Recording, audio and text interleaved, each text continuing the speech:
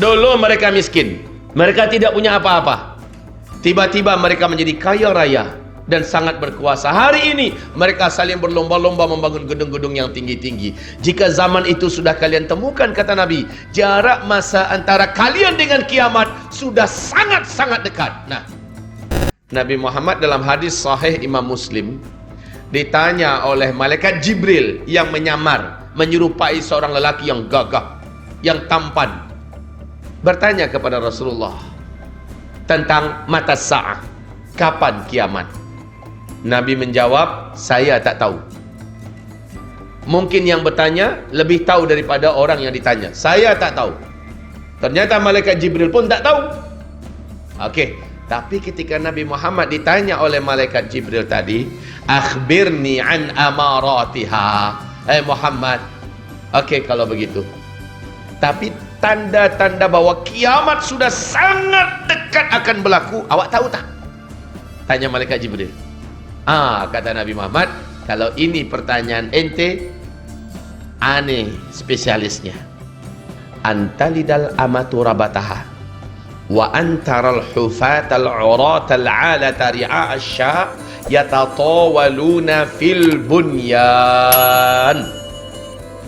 Setelah Nabi menjawab demikian, orang ini pergi, malaikat ini pergi. Apa artinya? Apabila nanti engkau hidup dan engkau temukan satu zaman, orang yang hidup pada zaman itu, sebelumnya mereka hidup miskin, kere, fakir, hanya penggembala ternak. Saking miskinnya mereka tak sanggup nak membeli selipar, mereka bertelanjang dada. Tiba-tiba mereka kaya raya, menjadi kuaya raya, dan mereka sangat berjaya, sangat berkuasa. Lalu mereka saling berlomba-lomba, berbangga-bangga membangun gedung-gedung yang tinggi-tinggi. Tersirat dalam hadis ini pernyataan Nabi, bila zaman itu sudah kalian temui, maka jarak masa antara kalian dengan kiamat sudah sangat-sangat dekat. Ini hadis sahih Imam Muslim. Yang bercerita adalah Umar bin Khattab radhiyallahu anhu. Di riwayat Imam Ahmad, Abdullah bin Abbas bertanya kepada Rasulullah, ya Rasulullah, siapakah yang engkau maksud? Nabi menjawab, humul Arab, mereka adalah bangsa Arab. Masya Allah. Mari kita lihat fakta sekarang ini, tuan-tuan yang mulia. Lihat, Arab sebelum minyak bumi ditemukan, namanya masih satu, Jazirah Arabiah. Saya bertanya kepada tuan-tuan yang mulia, kepada perempuan yang terhormat, Jazirah Arabiah dulu kaya apa miskin? Sangat miskin. Negeri gurun Sahara yang luas, pasir yang panas, tandus, bagaikan tak bertepi. Dia tak punya apa-apa. Memang miskin, tuan-tuan. Tapi bila mana minyak bumi sudah ditemukan, mereka pun berubah menjadi negeri yang kuaya raya, saking kayanya.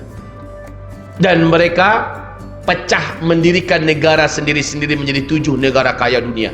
Qatar, Bahrain, Uni Kuwait, Uni Emirat Arab, Arab Saudi, Oman, dan Yaman.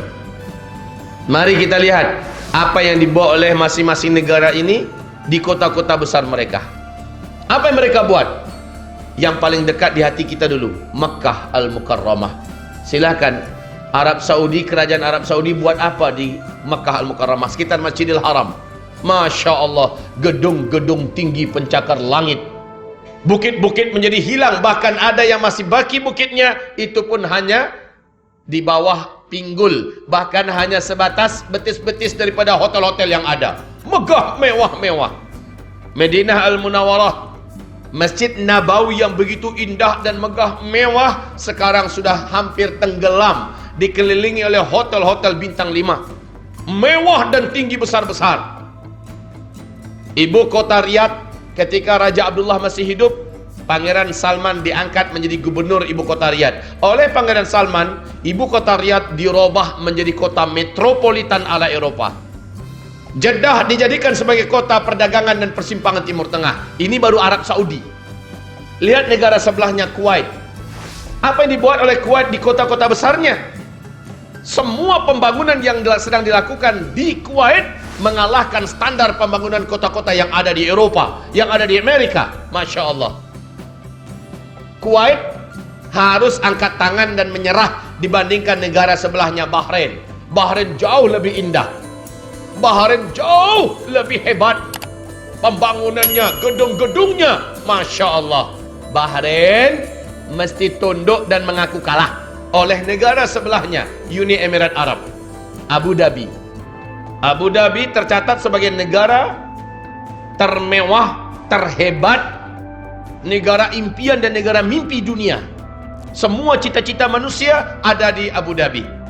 Hanya di Abu Dhabi, tuan-tuan, ada mesin ATM yang mengeluarkan gold.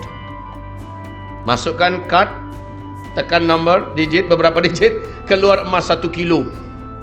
Itu hanya di Abu Dhabi. Hanya di Abu Dhabi ada kereta, ada bus yang mulai daripada kulitnya, peleknya, rangkanya, semuanya emas. Cuma ada di Abu Dhabi. Jangan tanya pembangunannya, semuanya Masya Allah. Abu Dhabi harus mengaku kalah oleh kota sebelahnya, Dubai.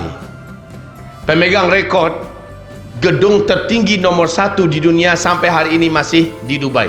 Ternyata bukan Tokyo, ternyata bukan Sydney, bukan Melbourne, bukan Prancis, London, tidak, Dubai. Nama gedungnya Burj Khalifah, tingginya 828 meter.